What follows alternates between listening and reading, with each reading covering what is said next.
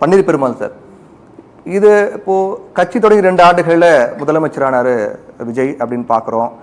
அடுத்த கட்டமா அவங்க அடுத்த பிஎம் எங்க தலைவர் சிஎம் விஜய் தான் அப்படின்னு தாவேக்காவுடைய மிக முக்கியமான அமைச்சர்களை ஒருமித்த குரல்ல பேசுறது பாக்குறோம், சட்டப்பேரவையில பேசுறாங்க அப்படின் போது இது உண்மையிலே அதுக்கான திட்டம் அவங்க கிட்ட இருக்கு அப்படின்னா இது எப்படி காங்கிரஸ் பாஜக இதை அனுமதிப்பாங்களா இல்ல அவங்க ரியாக்ட் பண்ண மாட்டாங்களா? அதுக்கு இல்லை சார், இந்த பிரச்சாரம் அப்படிங்கிறது பாஜகவுடைய ஆசீர்வாதத்தை நடக்குது. அமித்ஷாவை விஜய் சந்தித்த பிறகு தான் இது எல்லாருமே பேச ஆரம்பிக்கிறாங்க. கடந்த இந்த ஒரு வாரத்துக்குள்ள எடுத்து பார்த்தீங்கன்னா கம்யூனிஸ்டுகளுக்கும் தாவேக்கா அரசுக்கும் முரண்பாடு வருது. அதே மாதிரி இப்போ காங்கிரஸுக்கும் அவங்களுக்கும் பிரச்சனை வருது. நேற்று பேசுறப்ப அவர் செங்கோட்டையன் பேசுறப்ப மதிமுகவையும் மட்டம் தட்டி தான் பேசுறாரு. அப்ப இந்த கூட்டணியில இருக்கக்கூடிய கட்சிகள் குறித்து இவங்க தான் வலிந்து இந்த கூட்டணிக்கு ஆதரவா இருக்காங்களே தவிர அவங்க எங்களுக்கு யார் வேணாலும் வருவாங்க அப்படிங்கிற இடத்துல தான் தாவேக்கா இருக்கு. இப்ப ஆகஸ்ட் 17ஆம் தேதி திருமா அறிவிச்சாரு, நாங்கள் தாவேக்காவோடு பயணிக்க போறோம்னு. அந்த அறிவிப்பு எங்களுக்கு மகிழ்ச்சி அளிக்கிறது, எங்களுக்கு வரவேற்கிறது. தாவேக்கா தரப்புல இருந்து ஏதாவது ஒரு ரியாக்ஷன் இருந்துச்சானா எதுவுமே கிடையாது. அப்போ மொத்தமா எடுத்து பார்க்கிறப்ப இந்த காங்கிரஸ், விசிகா, மதிமுக இவங்களுடைய ஒருதலை காதலில் தான் இந்த கூட்டணி ஓடிக்கிட்டு இருக்கு. இப்ப வரைக்கும் இந்த கூட்டணிக்கு அவங்க பேர் வைக்கல. இப்ப இந்தியா கூட்டணியில ஒரு காரணம் சொல்றாரு, எம்பிக்கள் இருக்கக்கூடிய கட்சிகள் தான் சேர்க்க முடியும்னு மாணிக் தாக்கூர் சொல்றாரு. தமிழ்நாட்டில இருந்து மனிதநேய மக்கள் கட்சி சார்பா இதுக்கு முன்னாடி நடந்த கூட்டங்களில் ஜவஹர்லால் கலந்துக்கிட்டு தான் நம்ம பார்த்தோம். அவர் சொன்ன அந்த 23 கட்சிகள்ல ஃபார்வர்ட் பிளாக் இருக்குது, அவங்களுக்குலாம் எம்பி கிடையாது. அப்ப நாங்க கூட்டணியா இல்ல அப்படிங்கறத இவங்களால வெளிப்படையா அறிவிக்க முடியாம இந்த மாதிரியான சில விஷயங்களை சொல்லி சமாளிக்கத்தான் காங்கிரசும் பாக்குது. கேரளாவுடைய முதலமைச்சர் பதவியேற்பு விழாவுக்கு போகல, வைகோவுடைய புத்தக வெளியீட்டு விழாவுக்கு ராகுல் காந்தியோட மேடை ஏறுறதுக்கு விஜய் தயாரா இல்ல, சிஎம் தயாரா இல்ல. அப்ப இப்படியா பாக்குற டெல்லி போன பிறகு கூட அங்க காங்கிரஸ் முதல் முறை போவாங்கல, 2வது முறை அது விவாதமா மாறின பிறகு சந்திச்சாங்க. ஆனா ஒரு விருப்பத்தோட இந்த அணியை தாவேக்கா கொண்டு போகல. இப்ப இவங்க இந்த நோ டீலிமிட்டேஷன்ங்கிறதே காங்கிரஸ் உடைய டிமாண்ட் தான். அதை இவங்களுக்கு ஒரு அழுத்தமா கொடுத்து ஒரு தீர்மானம்லாம் ஒரு மீட்டிங்லாம் போட்டாங்க, எம்பிக்கள் கூட்டம்லாம். எம்பியே இல்லாத கட்சி தலைவர் எம்பிக்கள் கூட்டத்தை நடத்தினாரு. வெளியே மாணிக்கத்தாங்கூரும் சு வெங்கடேசன் தான் பிரஸ் அட்ரஸ் பண்ணாங்க. இவர் பாட்டுக்கு ரோட் ஷோ போயிட்டாரு.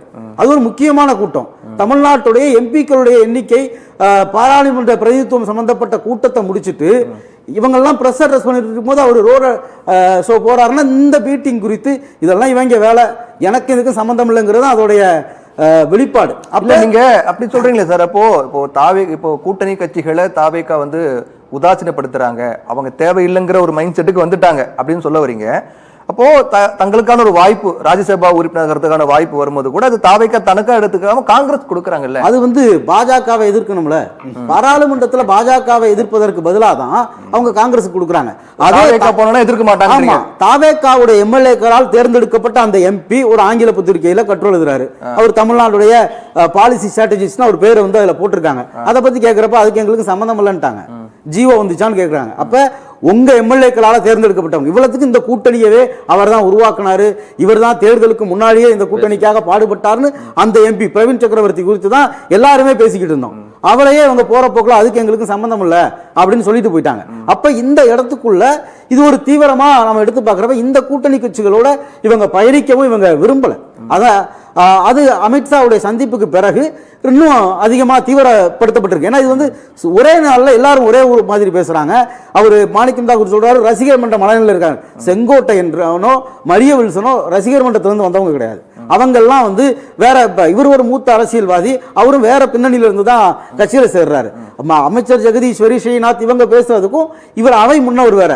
சட்டசபையில சரத் பேசுறப்ப இவர் தான் அவை முன்னவர். அது குறித்து இவர் எதுவும் பேசல. இப்படி புரிஞ்சுக்கலாமா சார்? இப்போ தாவேக்கா அவங்க ஸ்டாண்ட்ல அவங்க தெளிவா இருக்காங்க. தொடக்கத்திலிருந்தே அவங்க பாஜக தீவிர எதிர்ப்பு வேண்டாம், நாம இப்ப சிஎம் இருக்கோம், அடுத்து பிஎம் ஆவோம் அப்படிங்கிற ஒரு ஸ்டாண்ட்ல உறுதியா தெளிவா இருக்காங்க. இது பிஎம் ஆகிறதுக்கான ஸ்டாண்டான்னு எனக்கு தெரியல. வட இந்தியாவுல காங்கிரஸை காலி பண்றதுக்கான ஒரு அஜெண்டாவா எனக்கு தெரியுது. இதனால இவங்களுக்கு என்ன பயன் சார்? காங்கிரஸ் காலி பண்றதுனால தாவேக்காக்கு என்ன? இது அதான் பிஜேபி இப்ப சிஜேபி வந்துச்சு. அது எங்க இருந்து வர்றாங்க அப்படின்னா காங்கிரஸ் கட்சியோடைய செயலற்ற தன்மையில இருந்து தான் அது வருது. விவசாயிகள் போராட்டமா இருக்கலாம், இதுக்கு முன்னாடி அக்னிபாத் வந்தப்ப மாணவர்கள் இளைஞர்களுடைய போராட்டமா இருக்கலாம். இதை எதையுமே ஒருங்கிணைத்து கொண்டு போவதற்கான ஒரு வடிவத்தை அந்த கட்சி கொடுக்கல. புதிய இளைஞர்கள் வர்றாங்க. இப்போ நரேந்திர மோடிக்கு எதிராக, பாஜகவுக்கு எதிராக வட இந்தியாவில் இவங்க இன்னொரு ஹீரோவை காட்டுறாங்க. அங்க காலியாகிறது யாருன்னா ராகுல் காந்தி தான்.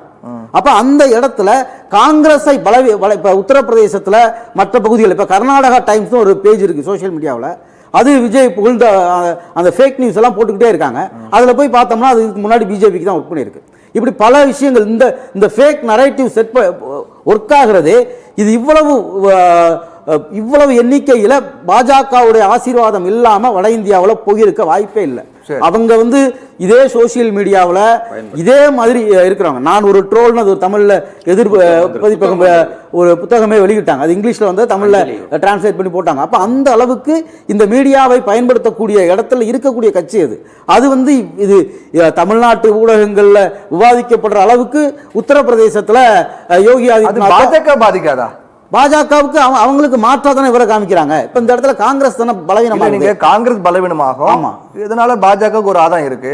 கடைசி நேரம் 2020 தேசிய அளவிலான அந்த பிம்பம் வளர்ச்சி அப்படிங்கிறது பாஜகவுக்கு பாதிப்பு ஏற்படுத்தல. அந்த பிம்பத்தை அவங்க இப்ப தமிழ்நாட்டில் 100 நாள்ல சிஎம் ஆகிற 100 நாள்ல ஒரு ஃபேக் நரேட்டிவை இவ்வளவு பரப்ப முடியறவங்க எப்ப வேணாலும் ஒரு இணக்கத்தை அறிவிச்சுட்டு போயிருவாங்க. ஏன்னா இவங்களோட அவங்க அந்த இணக்கத்தை காட்டவே இல்லை. அதுதான் இதுல முக்கியமானது.